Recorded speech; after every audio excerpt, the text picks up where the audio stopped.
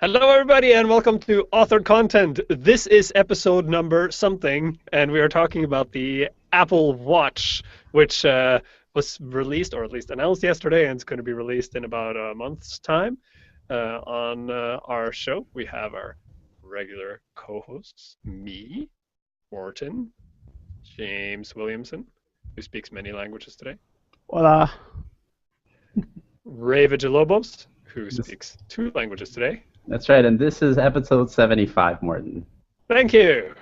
Just so you And know. we also brought in two highly opinionated special guests. The first one, Justin Seeley, Hi guys. who has written multiple articles about the Apple Watch already and gotten lots of interesting feedback for it. Yeah. And Simon Allardice, who has not written lots of articles about it yet, but I'm sure has plenty of opinions. And It's plenty of working on it. opinions, including all opinions about Justin's BuzzFeed-style link-bait articles. All right, so let's get started with the very, very simple question. So I'll just go in the order of how you appear on my screen. So James first. Oh, Simple answer.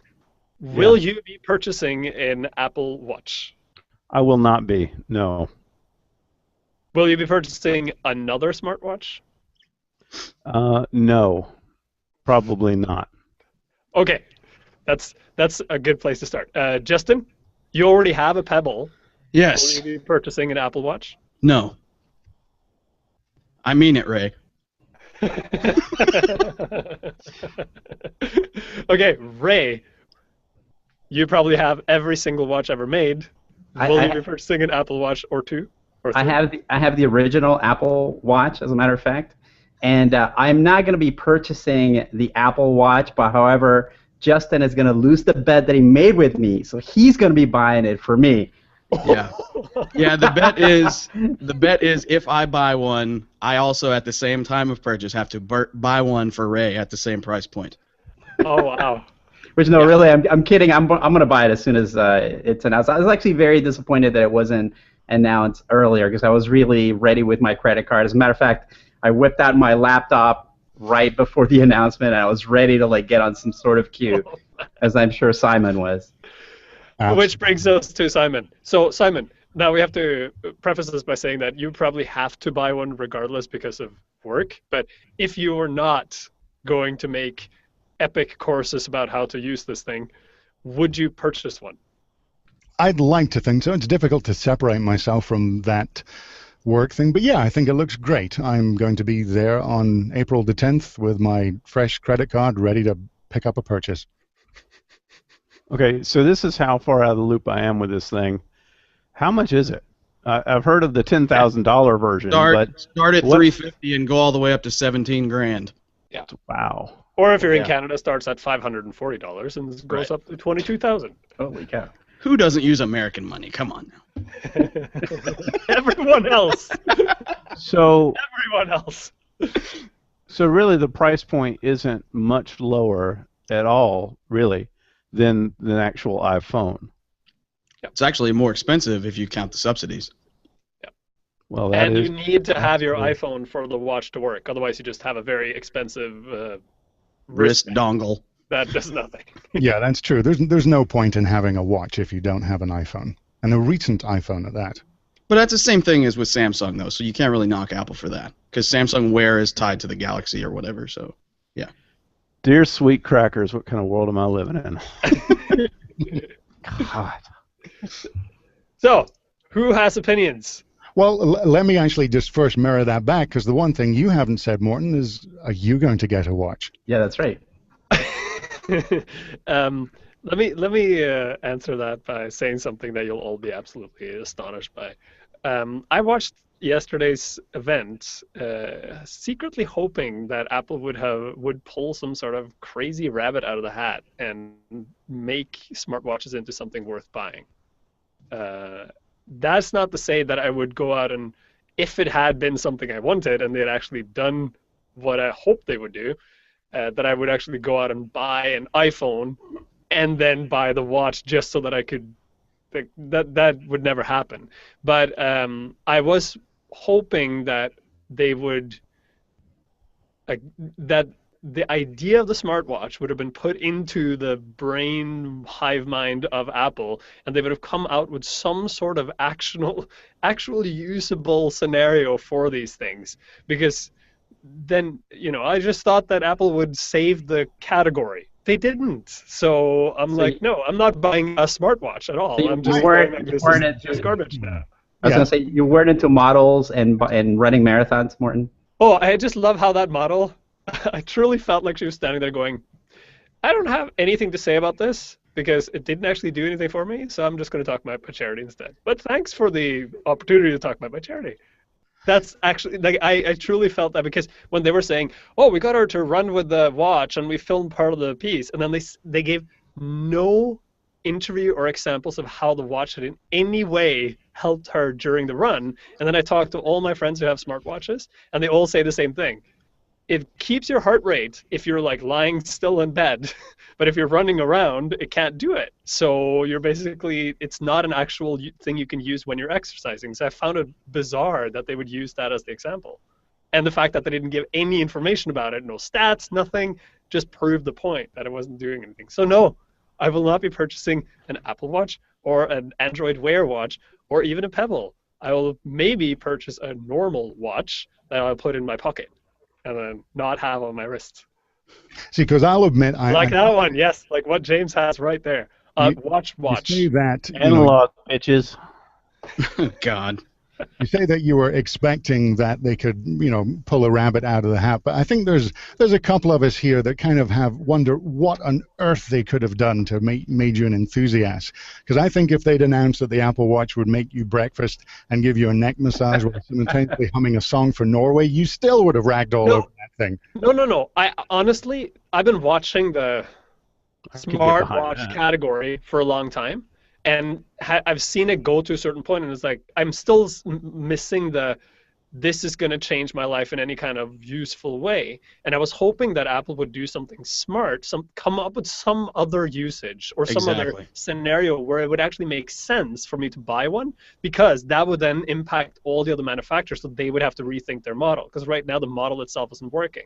Right. What I saw was Apple doing the same thing everyone else is doing, and really nothing else. And then that just tells me, when even Apple can't come up with something fresh and like something new and interesting, this really is not a category worth investing in. I don't think it's that they can't come up with something new and interesting. I think it's the fact that they didn't want to.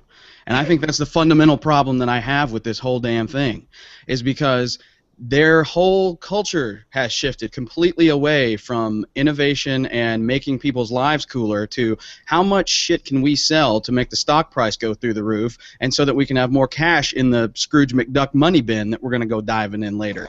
And that is all that they care about nowadays, which really sucks. And this is a company that I really like a whole lot, and I buy, I'm looking over this room, I've got probably 15 Apple devices within eye shot of me right now, and I just can't, and I think you're right. You hit it right on the head. If they had given me a compelling reason or told some sort of narrative around this thing to make me understand why it's so awesome, I would have lined up, already. I would be there at the store right now waiting for it. But this thing they didn't tell a compelling story. They brought up a lady on stage and they filled the woman quotient for the first time in 5 years, and I'm glad that they did that. But aside from her being the only woman they've brought on stage in half a decade, it didn't do anything for me. So that's my initial problem. Yeah. Go. You know what I like about having Justin on the show? It makes me the positive one. I think that's awesome. And I just want to say that please send all comments to @Justin Seeley. Actually, the opinions of Justin do not represent everybody else's opinion. For the people who are watching, fantastic. if you are watching this on Google+, you can use the question pod right now and ask us questions right now, or have opinions, and they'll show up and other people can see them, and we will respond to you. So have at it. Well, this is making me think that it's kind of similar to when the iPod was Actually watching. The fact that people are kind of going, well, why isn't it doing something different? It's not about doing something different. It's not about having a watch that, oh, good Lord, this doesn't tell the time. No, it does. It's going to tell the time and give you notifications, and it's going to do it better than any other current device that's out there. That's the way that Apple have always operated. You look at iPads, Macs, MacBooks, it's not about being first in the market. It's about doing something that's more usable than the others, and that's what they're doing here. But do you think that their model has traditionally been to come in and redefine an industry? Like they redefined music with the iPod and iTunes. They redefined tablets with the iPad. They redefined smartphones with the iPhone. Do you honestly, and this is an honest question, do you honestly believe that the Apple Watch redefines the smartwatch category? I think this is going to be the product that's actually going to make this viable in the full marketplace. Absolutely. Okay. It doesn't have to be groundbreaking. Okay, I don't reject that. I just wanted to know. No, I have to agree with Simon because we're talking about this thing that hasn't even come out yet. And all these other manufacturers are rushing to market with similar sort of devices. Same thing happened with the iPad. I think this thing is a great platform. Apple doesn't have to come up with a killer app. I think the killer app, they have certain sort of core sort of features like the health kit stuff, the research kit stuff that are pretty cool, but they don't have to create the app that's going to make this useful. We haven't really touched this thing, so I think until we have it in our hands, we really can't say they haven't done it. But since this thing does what every other smartwatch does, and since I have worn so many of the other smartwatches, and I can tell you right now, my Fuel Band is broken, my Fitbit is in a drawer, and my Pebble is somewhere on an airplane where I left it. And so, if those things had become a real big important part of my life, I would know where those things are at all times. And I just found the notifications to be somewhat intrusive. As someone who is, But you haven't even gotten it yet. Like, how do you know? Well, I was wearing a Pebble. Oh, you're talking about the Pebble, I see. Yeah, I'm talking about the Pebble. Like when I would get a notification on the Pebble, like let's say I'm in the booth, right, and I would forget to take that off because it's something you wear all the time, right? So I'm in the booth, and then all of a sudden I'm in the middle of a movie for a course I'm doing for Lynda.com, and all of a sudden my wrist starts going bzz, bzz, bzz, and it's like, oh, Christ, are you kidding me? Like and that's a problem with the device because I should be allowed to like force tap that, right, and tell it to be silent for a time or something. But I just found that it was very intrusive. And I actually found it more intrusive than a phone because your wrist is always in view of you. Your phone can be in a pocket or in a bag, and it can be on silent, and you can be, having a conversation with people. They're touting this thing as a way to, make us stop looking at these to be more human and stuff like that. Well, that's not what it does because when I was wearing the Pebble, I'd be in a conversation with my wife and go, "Excuse me." Like that, and that's not Well, cool. I mean, did you have an MP3 player before an iPod? Did you own any of those? Yeah, I had the creative thing. The Did you have a tablet before the iPads? No, I had a netbook, which was essentially a tablet with keys. But those things like all royally sucked before Apple came out with their version of them. And the Apple the versions that came out royally sucked until the second or third generation. Yeah, but I mean, I think that you can't say that they didn't redefine those categories. They successfully did that in both the iPad and as well as the iPhone, the phones. And I think we need to give it time, first of all. I totally agree with that. And in my, as Simon would put it, my sensationalist blog post that I posted, I actually said that I don't doubt that Apple can make a viable product in the wearable space, and I'm actually cheerleading for them to do that because I think wearables do have a place somewhere. I don't think we figured out what that place is quite yet. So what I want them to do is I want them to build something that's going to absolutely turn the industry on its head and give me a reason to go, oh crap, I need one of those. The only issue that I have really with the whole thing is the model at the top end of the spectrum.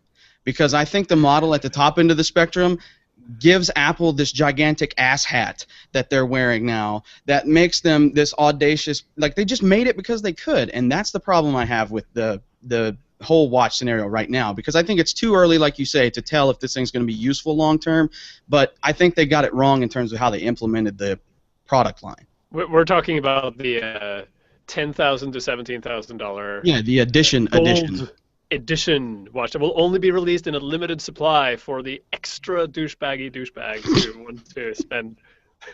That's like saying somebody that has like a top of the line Mac Pro is like a douchebag just because they bought the absolute like most expensive model that they have. No, Ray, that's not it at all. Pro gives you extra stuff. The edition watch gives you a gold watch that costs $10,000, which will be obsolete in 18 to 24 months. Yeah. Yeah, that's my other problem with this. The watch I was showing you guys, which is the compressor model by Redline, it's a fantastic watch. That watch is about 3 years old. 10 years from now, it'll still work. And it's something that I can choose to wear or not wear based upon whether I want to wear a watch or not. Uh, Having a smartphone has largely stopped me wearing a watch, which I think is kind of what's happened with most people in terms of the evolution of the watch itself. However, this smart watch concept is something that has been within our collective consciousness since the 1940s. And Dick Tracy had his, video watch that he used to, talk in the comic strips. I mean, that's something we've talked about and thought about and imagined for decades and decades and decades. And now that we finally sort of have the technology to make that a reality, I think the thing that is really interesting about this is nobody, not Samsung, not Apple, anybody, is really making a compelling case for it. Because if they were making a compelling case for it, all of us would right now be like, hey, this is amazing. Frankly, I have no interest in a smartwatch whatsoever, simply because the phone does everything I need it to do. And I don't see needing to add another piece of tech that, as Justin was pointing out, will be obsolete in 2 to 3 years. Apple has made a habit of that, and frankly, I know the conversation is going to go there in a little while. I'm tired of buying new connectors, new dongles, new this and new that every 3 years.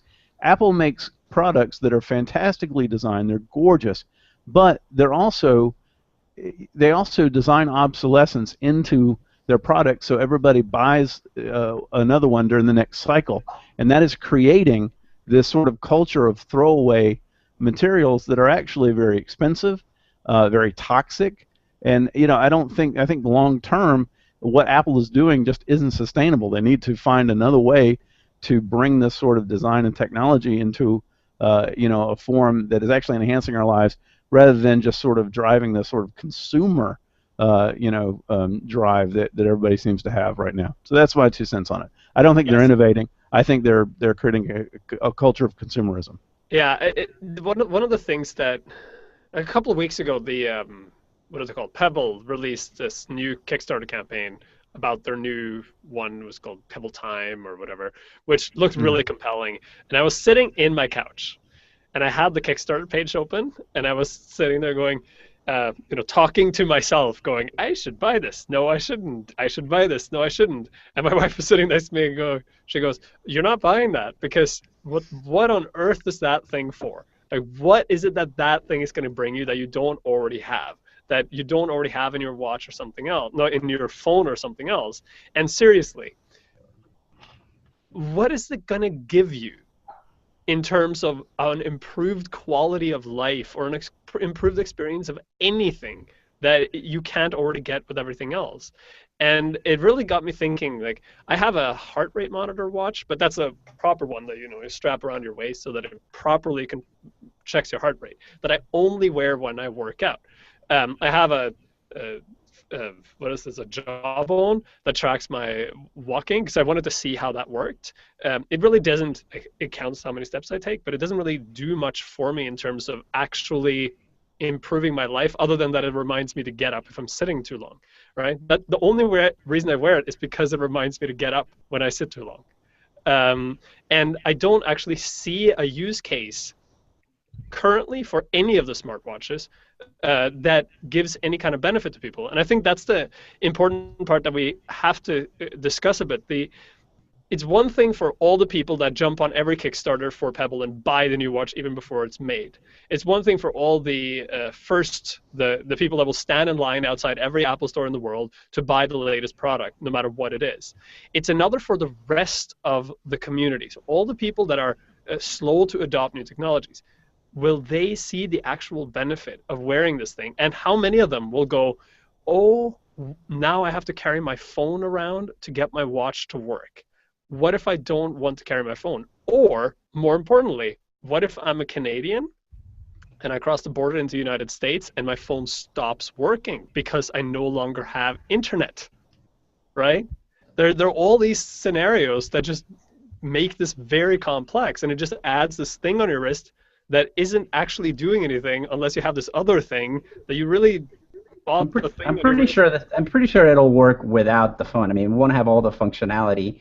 As long as it connects with the phone through Wi-Fi, though, it would still have access to the phone as well. Yeah, I mean, I don't Bluetooth. think it's going to be a dead device. No, but think about the examples they gave, right? So the two major examples they gave was Apple Pay Right. and checking in, like opening your hotel room door. First of Right. all, both your iPhone already does this, but the other part of it is if you're traveling abroad, your iPhone does not do this, right? So they're not considering the multinational and global environment we live in, Oh, I'm and pretty I sure they guarantee are. you there will be people who will be pissed off because people are already pissed off about this stuff not working properly on the phone. It's not going to be any better when they now think they have it on the wrist and then they also don't have it on the wrist. But they are considering that. The fact is some of this stuff is technically difficult to do, and it's driven by the amount of people who need it. So the more people that actually want this functionality, the more likely we are to see this actually happening. In the same way that you go back a few years, the standard phones that we would buy here in the US would just not work when you stepped outside the boundaries of this country. And now they will. Every iPhone you buy can work internationally if it wasn't for the fact of AT&T or whoever locking them all down. But you unlock one, I can fly to London, I can pop in a new SIM card, and I'm golden. I'm good to go if I need Sure, a number to but, last. but but to the other component, like, do you actually see use cases for the average person who's not a tech fanatic, like the regular person you see on the bus or at the mall Totally, or whatever? Morton. Do you Yeah, see the totally, use Morton. I case mean, scenario for those people to buy this thing? Because the iPhone is something everyone has because it adds value to their life. Is this watch going to add enough value to their lives for them to want to buy it? Right now, I don't think so. I think the thing that we're missing is something that was really glossed over in the messaging yesterday, which I think should have gotten a lot more play, and that's the research kit stuff.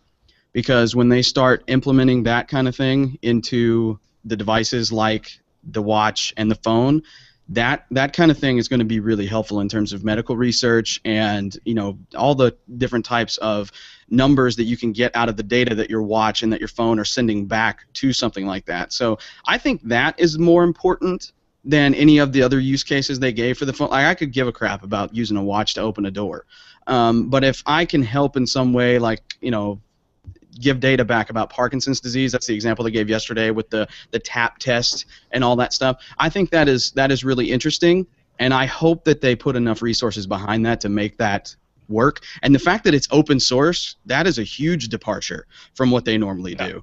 That's true. So I think that was really cool, but nobody's really talking about that today.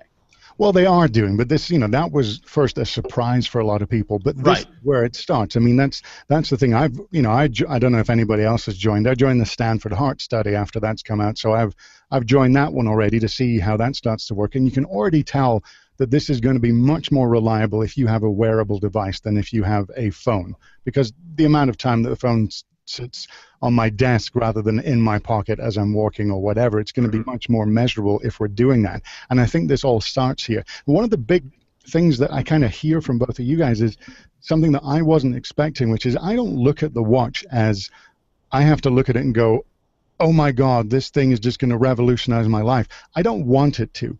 I don't want to look at my watch and spend 4 hours using the watch every day. I want this thing to make my life a little bit easier. I want it to make a little bit less interaction so I don't have to bring out my phone all the time. I'm looking for, and I don't want to underestimate, convenience sounds like a throwaway word, but that's what we're wanting from it. It's just the ability for me not to lose my notifications because they went off. My phone was in my pocket and I was walking and I couldn't tell. It's like, no, it just buzzed my wrist. Okay, I caught that one. Or using it, silly little examples. The fact that I'll be able to use this as a remote for my iPhone camera, for a lot of people, not going to work. For me, it's going to be great. I love the idea of I'll be able to sit it on a tripod, stand back, check my framing with the phone, and then go, cool, I'm going to record a little bit of video for a course. That kind of stuff, very useful and something I couldn't really do before.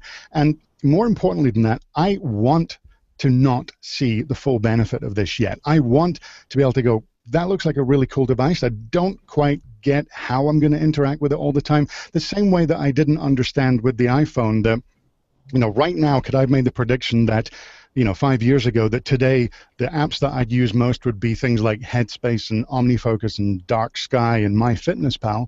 No, I had no idea. But that's a perfectly wonderful use case. I love the way those applications have evolved, and I fully expect to see that on the watch too. Do I entertain the idea that this could be a failure? Sure, it's possible. I don't think so, and I think anyone who's saying this is not going to be a success really needs to redefine specifically what they mean by that. Because, yeah, do I think there's going to be 10 million of these sold in the first year? Sure. Absolutely. I think that probably would count as successful. There's only been 25 million Apple TVs sold. I think that would be a good way to start. So yeah, I think this is going to work. And it's not about it having to whittle down to everybody, every man on the bus. It doesn't matter. But is it usable for a lot of people? Yeah, absolutely. Hell yes. Yeah, I think the key to understanding what Apple has done here is that these are going to be short interactions and that you're not really used to sort of dealing with those. Like, for example, I know that a lot of times maybe I'll be driving and I want to know what time it is because I'm maybe going somewhere. There's places where I have to pull out the phone out of my pocket, turn it on, and it's very distracting. Same thing like when I want to check the weather. I got to first of all find the phone. Car? Yeah, What kind of car do you have? Morton, you know what I'm talking about, Morton. Look out the window. Yeah, exactly. This is a debate my wife and I have. But she asks me all the time, hey, I wonder what the weather's going to be like today. And I'm like, well, we got to find the phone or you got to log in or how do you know what it's going to be like when you get to work and stuff? I think that what you're not seeing is this is a new sort of area for smart devices. Like the small interaction market is going to be key. And like Simon said, that ability to use the watch maybe as a remote control is going to be something else that we haven't really experienced. Right. And there's going to be lots of those that we don't know about yet. But once they come out, then Justin will finally go buy the thing. No, I'm not saying that if they make this a viable product in the next few years that I won't go buy one. But what I'm saying right now is it's a pricey gamble to take. Because, if I were to get the one, let's say that I was really going to get this thing, I'm not going for the low-end model. I'm going for the one that's made out of steel because I feel like that's more durable. And the things that I want to do with this thing, like, going out and being active, tracking my fitness, going to the gym, stuff like that, I'm afraid that the other one might not hold up to that. So I would want the steel one, and then I'd want a different band if I was going out or something like that. You want to be able to customize it. So that's going to be like $800-900. That's a huge investment. I don't care who you are, that's a big investment. I mean, obviously not millionaires, but that's a big gamble to say, hey, in 3 years this thing's going to really kick ass. So I understand that it's new. My problem is kind of like what Morton is saying is that, and I think the argument that it doesn't have to trickle down to the everyman, I think that is untrue, simply because the iPhone, the iPod, the iPad, and all of those products almost immediately spoke to the everyman, and that's why they were so stinking successful. This thing, though, it's a wait and see kind of attitude, and I'm not quite sure that, like you said, Simon, not a lot of people are going to find a benefit out of using that as a remote. So, what is going to be the killer feature? Like for my mom to buy one of these, what is she going to do? She doesn't use Siri. She barely knows how to text message. The different things that regular people do with a smartphone that they find so awesome, they can already do with the phone. They don't need to complicate it on a tiny little screen on their wrist. But there's a difference because this is a device that people have on them all the time. I mean, you yourself mentioned the health kit. For an older person, that's a huge thing. Like you may want to be able to track, your mom's heartbeat, like see how she's doing. Yeah, I agree with that. We couldn't really do that before. God, no, I don't want to do that. I mean, I agree with the fact. Why are you so excited right now? Jesus. Lord. The health metric part of it is the only part of this that makes me, a person who has struggled personally with health, that's the only thing that really makes this an even quasi compelling thing for me, is because I want things, but they didn't include the health metrics that I really wanted, because as someone who has to keep up with things like blood glucose level, things like that, I want a device that measures, and I know that's not something that Apple would do, so don't, I'm not saying that I wanted them to put like a test strip meter in this thing, but that kind of stuff, I think, being able to somehow log that activity, or if they could, because they have ways of measuring blood glucose levels where it's just by skin contact, so there is some kind of sensor that can do that. And the rumor is that they ditched some health sensors because they couldn't get them in there, they couldn't get them working properly. So I think V2, V3, I think this thing is really going to be pretty cool. But I just don't see an investment in V1 unless, and this is my other point that I got in a big fight with somebody about yesterday, there needs to be some sort of upgrade path, especially for the folks that are shelling out 10 grand. Because if I'm shelling out 10 grand and I have to buy a new one every year, and this thing lasts for 10 years, that's $1 million I've spent on watches. Yeah. You kidding me? You mean like opening it and taking the stuff out and then Yeah, putting because new stuff? from what I've Because read, some of the internals are almost hot swappable. So, like, if you could allow me to open my casing and put in a new processor, or they'll take it to the Apple Store, obviously, to do that. But it's something like that. Allow me to upgrade this piece so that it's not just a paperweight in 2 years, so that I could pass it down to my kids or whoever. Because a $10,000 investment is a pretty big investment to most people, even the richest of people among us. And I think when they invest in a watch as a luxury item, they're doing that thinking that this is a long tail investment that they're going to be able to share or collect over the course of several decades. And so they're going to be able to use that later on. It's not a piece of disposable technology that they're going to be able to sell on Gazelle.com in 18 months. First, the thing about the 10,000 is that's such an outlier part of the market that I don't agree. really worth it worrying is an about. And I odd don't decision, know. though. I have no idea about the mindset of who's going to spend 17 grand on that. That's as far off to me. It's J-Lo. car. That's I can think of one person actually, but I won't say their name on this show. If you all think really hard, you could probably guess what I'm thinking. But no, it's that. So that part I'm not really thinking. That's just kind of weird and an outlier situation for me. You were talking about Bill Gates, weren't you, Justin? Yes. Or Mark Cuban. Go ahead, Simon. Yeah. Sorry. No, that's just the case. I don't want to bring that into the normal discussion. I would quite happily have the conversation about consumerism, but that's not about the Apple Watch. That's I get about that. everything. That's So do you that's a different matter. But even at like $900, Yeah, it's too much. Even the mid-range, like I think that they have to, and this could come with time, right? Because they've slowly reduced the price of the Macs, said for the Mac Pro. But Macs are more affordable now than they've pretty much ever been. I mean, you can get a Mac Mini for like what, $500-600. So the entry point there is quite low. I think eventually, if they can get this thing down to like iPhone price, or if they start to, when they release new ones, they make the old ones available at a much lower price point. Mm-hmm. I think that's going to open the doors a little bit more. But that's another one of those wait and see kind of things that we have to do. So I think part of my knee-jerk reaction is probably a little extreme and alarmist right now. But I also think that it's good to think that way in some cases, because if and when they don't address these issues, that becomes a big problem.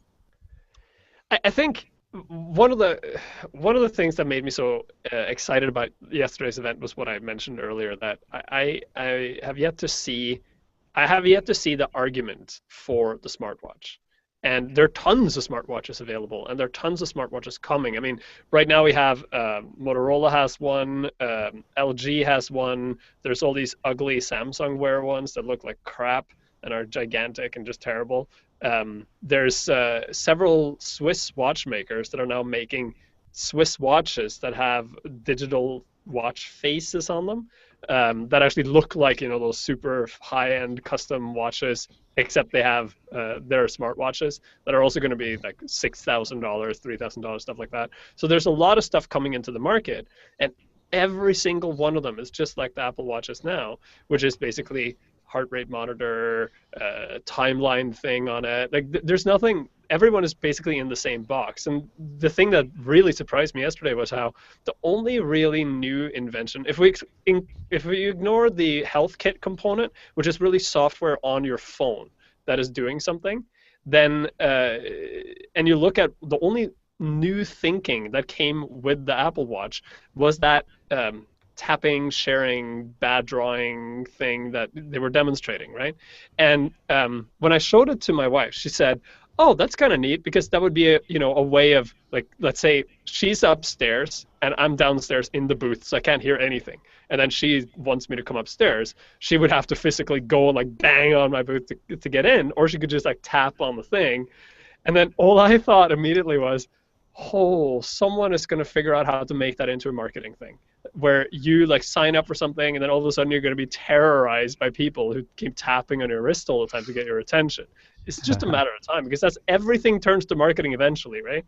But when that's the only new thinking that came from Apple, the company that prides itself on rethinking everything, I'm concerned about the whole category. I don't think that I think the category hasn't figured out its use case yet. And that was that whole thing about, you have to find solutions to problems people didn't know they had. I think this is a solution to no problems people ever thought they would have. No, I have to disagree. Not only that, but problems that don't even exist. They're like desperately trying to find a solution, find a problem to have a solution for now. I think the problem that they're trying to solve is short interactions. And we saw things like Uber, being able to call your Uber very easily without having to reach out for your phone, like unlock it, find the app, run the app, and click a button. These interactions that are now taking us a long time are just going to be different from now on. I think. Can't you do that with a bunch of these other watches already? I don't know. I think they're launching with a lot more apps than I think other phones are going to launch. The SDK is going to be, I think, more popular just because it's Apple's. I'm pretty sure the Pebble watch library is much bigger than what Apple's going to launch with. Yeah, but the Pebble, none of that is actionable. Like have we really reached the point in our civilization where, oh my God, unlocking my phone, right, getting it out of my pocket and unlocking my phone takes so much effort? If only there was a way to do it with only a single tap. Well, I'm sure everybody here uses remote controls, right? My question to the whole thing is, like, maybe I'm the only one who, like, I always have my phone, like, here, like, in a place where it's easily accessible. Are you guys, like, zipping it into 2 or 3 pockets and making it very hard to, because I've never at a point in my life where I'm walking down the street, I don't feel like it's not cumbersome for me to get my phone out of my pocket. And I have a 6 Plus, so that's saying something. Jeez, Louis. So you don't check the time and stuff on your phone or the weather or anything like that? Like, I guess I just don't worry about it that much. Yeah, I checked the weather. I don't know. And here's my opinion on this, really, because I think Simon's right. I think this is going to be a success. I think they're going to sell upwards. Actually, Simon, I think they're going to do about 20 million of them, to be honest with you. And I think that over time it'll evolve into something that a lot of people find really useful. The problem is that everybody, Google included, is trying to figure out wearable tech because they think that there's such a huge opportunity for growth there. But right now, the only thing they're trying to do is they're trying to take this and put it, stick it on your hand, right? Stick it on your hand or whatever, and that's really not where wearable tech is going to flourish. Wearable tech is going to flourish when they kind of figure out how to seamlessly blend it in there so that you don't have a screen or you don't need a screen. Right now we're just trying to imitate those form factors. The form of a watch is in itself physically limiting. There's only so much you can do with it. The fact that Apple's watch doesn't actually do true video astounds me. I'm really astounded by that. I loved your tweet about that, by the way. Thank you. Yeah. But inherently, the watch lends itself to that, but other wearable tech doesn't. So I think it's going to be one of those things where somebody will finally figure it out in terms of like how to make tech integrated into the things that make up our daily lives in ways that become invisible to us, and that's when you're going to see some successes. Right now, Simon, I think it's a great product, but it's not for me because it doesn't fill a niche that I feel like I need in my life, so I'm just going to ignore it. And and somebody else might one day be sitting there and do something with their watch, and I might say, well, that's pretty cool. Maybe I should get one. But right now, it doesn't interest me at all, in the slightest. And that's perfectly fine. I mean, that's the thing. This thing doesn't have to be... I'd be perfectly happy to see this start like the Apple TV, which a lot of people said, oh, it's a failure. It's not a failure. People want it, and it actually is a slow growth, and I think it's going to get more successful than that. Now, there's one thing I was going to say on exactly what you're saying, that do I think that there's still work to be done in the wearable space? Sure. But do I have enough, whatever you want to call it, faith, respect for Apple to think that they're the ones who are going to figure it out? Yeah, and I'm quite willing to give them the benefit of the doubt that there are things about this that I don't see. One of the examples of that, when I started working with the Watch SDK, and I don't know how much you guys know about this, but it's quite restrictive. You can't really just do an app for the watch. You can't do an app that just sits there and you start interacting with. When I first found this and I thought, oh, it's restricting you to doing these little quick interactions, glances and notifications, I thought, well, it's just silly. What are they trying to do? They're trying to limit it so we don't eat into the battery life. Mm-hmm. And it wasn't until about 2 months later I kind of did the whole eye-widening, went, No, what they're trying to do is they're trying to get the developers to think about this device differently than an iPhone, because that's the way a lot of developers were doing. Was, I'm going to build apps for the watch like I build an app for the iPhone. They're going to be sitting there interacting with it, and Apple are effectively going, no, not only you're not going to do that, you can't do that in the first stage. It has to be about encouraging these really quick interactions. Yeah, I think one of the things that we're going to see, is wearables as identification. So right now I have to carry a fob to like get into my car and turn it on, so that may be a good use for it. Just walk up to my car, open it up. Same thing with the hotel keys was another example. All the health stuff is pretty cool, but short interactions, I think, is where it's at, and we're going to just see them later on. By the way, Morton, we have our first question. Yeah, I saw that. So the question is, first I got to say this has been a great show. Thank you. The question is, it was said that the watch has an all-day battery, but with the dependency of the iPhone. What happens if your iPhone battery goes low or dies? Simon can answer that probably. Sure, absolutely. Well, the thing is, you're going to have slightly limited interaction with it. The thing's never going to stop telling you the time and doing the basic interaction. But if you're requiring something that needs processing running on the iPhone, and just to be specific, that's the way a lot of this works. There isn't a lot of processing that will happen on the watch. If you have a watch app, it's going to tie to the iPhone and push off a lot of the processing to that.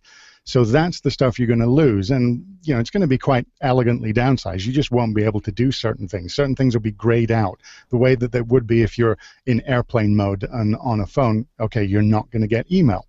Fine. So if you're having the same equivalent, your iPhone's dead, there's going to be a restricted feature set. Oh, so, you just said something. You said airplanes.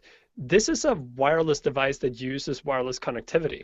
Won't you have to turn it off when you're on a plane? No, because it's not in the US anymore. No. On BT, low Bluetooth or Wi-Fi.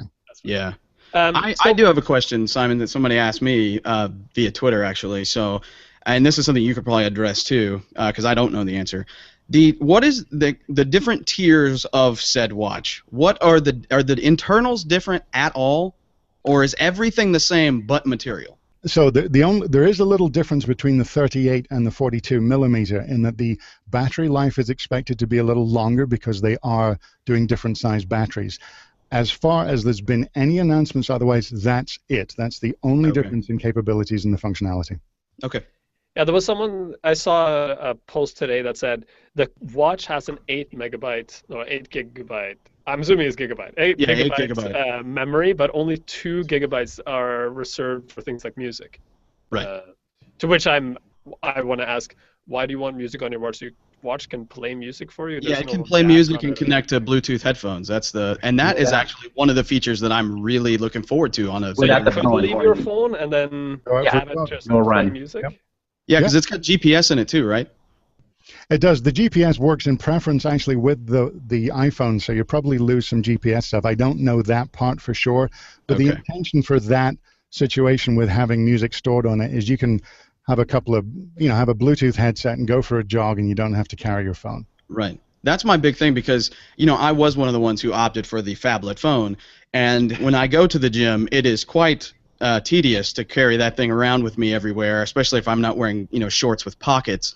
So I'm interested in a wearable that can track a lot of things without the phone. So I think one of the things also that bothered me was the dependence on the iPhone for so many things. I get why they're doing it, like you said, to sort of, encourage that quick interaction and stuff like that. But at some point, they have to be able to allow Nike Running or Fitbit or something to integrate with this thing fully so that it can track it on the go, right? So is the idea that sorry, I'm just latching onto your question. Is the idea that the phone would serve as its own collector, and then when you get in vicinity of the clock would basically track a bunch of data and store it, and then when you get close to the phone, it would just dump it all over, and then you can get the data visible to you? Like, that would make sense to me, at least. Yeah, I expect so, because again, the assumption is you're always going to be kind of rotating around your phone, whether it's within a few feet or not. Yeah. And plus, like the phone can connect to the phone via Wi-Fi. So say that you are at your workout place, and I'm hoping your watch is connected to the local Wi-Fi. Your phone's in your car. Your phone's connected to the internet. I imagine that it should be possible to connect those two, even though they're not physically in the same place. There may be a little delay. But I imagine that the phone is perfectly capable of storing data, all the accelerometer data, when they're not in physical proximity. Absolutely, and it is. I can assure you of that. There's ways of basically waiting for an interaction between the watch and the phone. If the phone's not available, you can store some simple parts of data. If you're a developer, you can Yeah, so I could see, Justin, like you going to your workout place with your phone, setting it up so that your phone connects to the local Wi-Fi, and then from then on, just leave it in the car. So or I could put it in my locker. Yeah, exactly. Yeah. Okay. All right. So now he's buying one. Now I'm not. I'm getting closer. No, I'm not. But I do appreciate being able to understand that, because it was, in my head, it was, I physically have to have this stupid thing with me just to track a workout. And that's essentially what I do now. I put this somehow. I have a strap that I do around my waist for this thing to kind of do the Nike running and all that jazz. And it looks really stupid, because I look like I have a brick attached to me, but that's what I do now. So that is more encouraging, and I think as they, open up the platform a little bit more in the future to track more things, I think it'll be better. So I think about all the little carts that you carry around. Like right now, Passbook does some of that, but just imagine you go to your workout place and you don't have to carry the cart. You just Apple whatever watch into it. You go. I totally get that. And when they did the TSA demo yesterday, I was kind of like, at first I was like, oh, that's really cool. But then I thought practically, and I thought, who's going to be the first idiot to try to go through TSA with that? Yeah. Because those people don't understand technology. They freak out when I have it on my phone. Yeah. So, and not only that, but what happens if it gets discharged? And now you don't have a ticket, and you have a dead phone, and you can't get in. Well, you could always go to the kiosk. I mean, if you're going on a plane, you're probably taking your phone with you. You're probably but what if it runs out of battery? Then you just go get a print ticket. I mean, it's no big deal. We deal with that now, though. I mean, it's not like a new thing that. Yeah, but I also think that some of that, like authentication, some of it is going to be.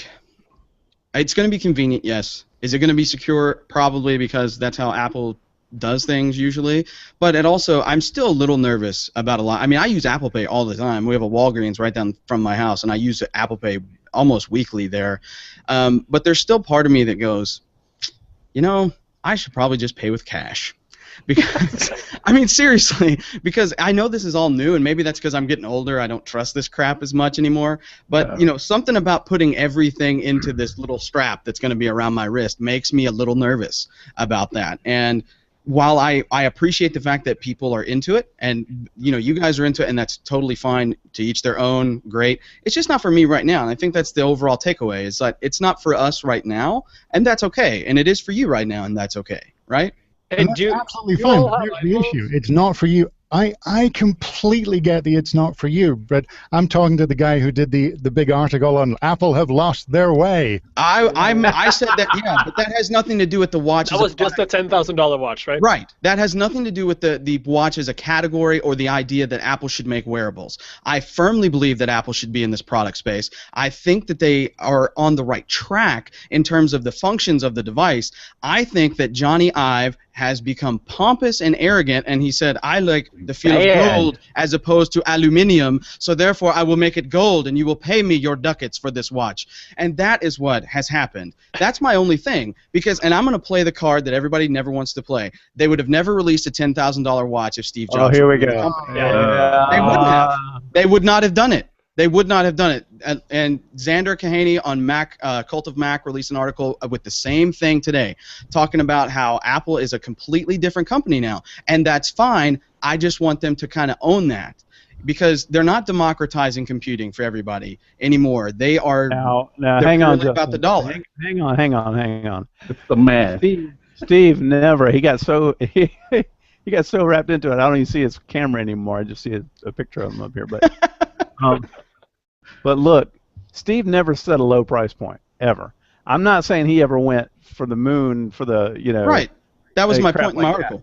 But he always set a premium price point. No, and I said that. I said that in the article too. It was always higher, but it was at least within reach for a majority of the populace. This is just like we're making a watch for the 1% because we can, and there you go. That's all that was, and that's what I think the addition is, and that's why I think it's a mistake. I'm totally cool if people want to buy the sport, the middle, whatever. I don't care. That's fine, and I think the watch will be great in 3 to 5 years. But the first model's not for me, and the top of the line is ridiculous. That's all. That's the only reason that I thought that that's why I wrote that post, just because I got kind of pissed because Apple has traditionally made things that are really easy for people to get into. If you want to get into the Mac, there's a Mac that you can get into for $400 or $500. If you want to get into the iPhone, they make the iPhone 5C. I don't know if they still make that anymore, but like the 5 and the 5S, you can still get those for like $99, or one of them's free. So there's always been a decent barrier of entry for all of their products. Here, the barrier for entry is a little bit higher than I would have thought it was, but then they've got this real ostentatious thing. Because can you imagine like the rich folks that are going to the Apple store and they're going to be standing in line next to the guy buying the $349 watch? They're not going to stand in line. They're going to send their people to stand in line. Well, exactly. There you go. No. Their people are going to send people. Right. But I don't know. That part of it kind of irked me, and I know that sounds like class warfare and stuff like that, but at the same time, it doesn't jive with what I feel like the company was kind of built on, and that just kind of irked me a little bit. That's all I was saying there. I wasn't just crapping on the whole product. All right, so as we wrap up here, it sounds like everyone sort of, except for James and me, sort of think that this is a great idea and it's going to roll out and everyone's going to have 8 watches in 3 years because they buy every single one that gets released. I'm curious to hear your thoughts on whether or not Apple will become the category leader in the smartwatch field, or if they will be competing on an even plane with the other manufacturers who actually have products that have been out for a while. It already is, I think. Yep. Given the amount of iPhones that exist, they're way ahead of the competitors, and they haven't even shipped it yet. Yeah, I think they're. I mean, it's not about they're not going to own the space completely, but yeah, I would predict they would be the clear leader in the watch space for quite some time. Because you can bet that the next. Yeah, go ahead. Sorry. No, Justin, you go. I was just going to say you can bet the next Galaxy Wear watch is going to look just like this. Oh.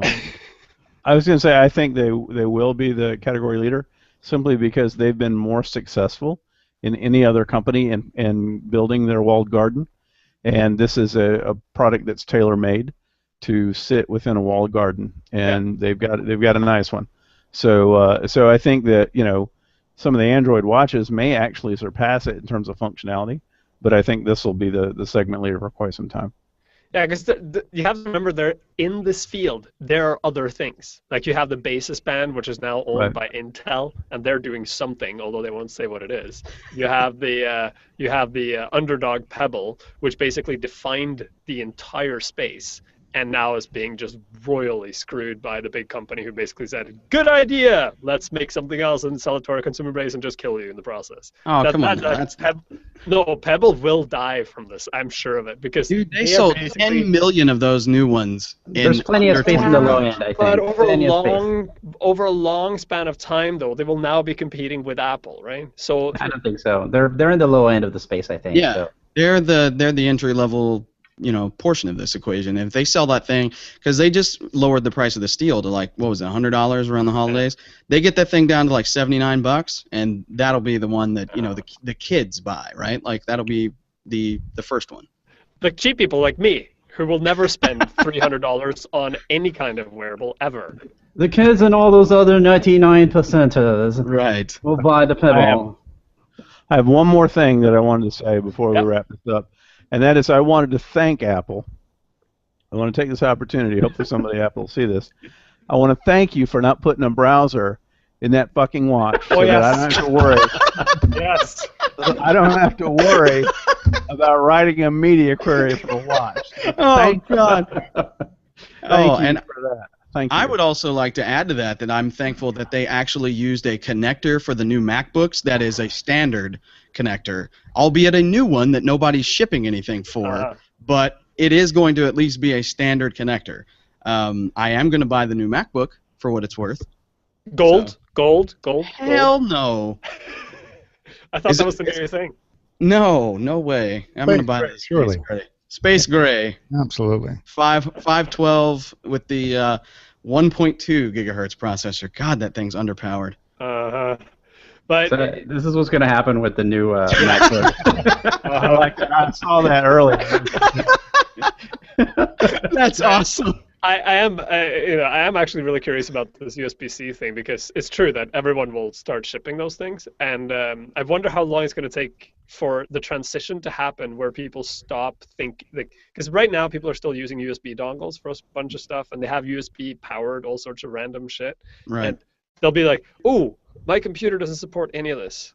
Now I have to switch." And for us that do presentations all the time, that new device means that we now have to have multiple different adapters for different venues, right? Because Right. you'd have to have the DVI venue, the DVI, the VGA, and the HDMI, because all the venues have different plugins, and that's now 3 different adapters because they all have to have both power Yeah. and the display out. Yep.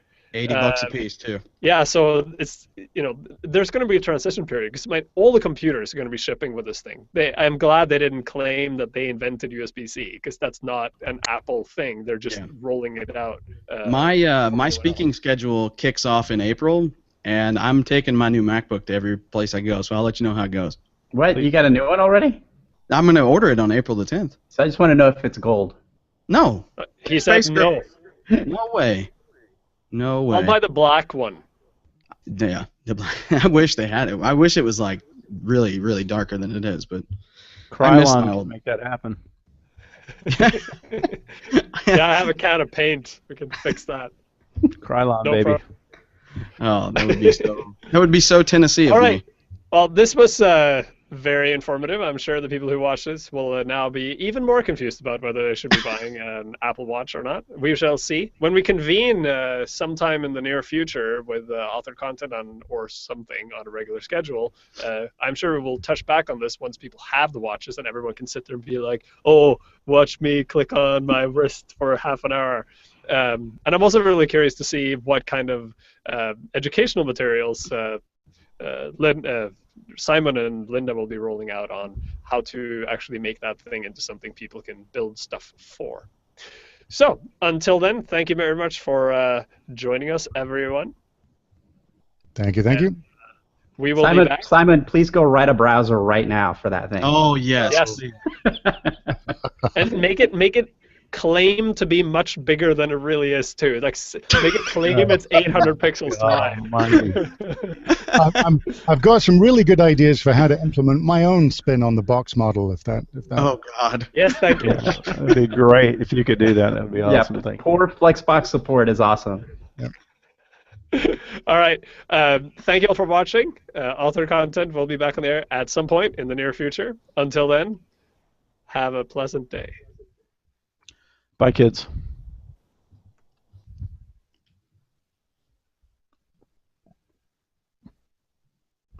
And we're still live. I know. I'm trying to figure out the new buttons. Come on, Morton. We're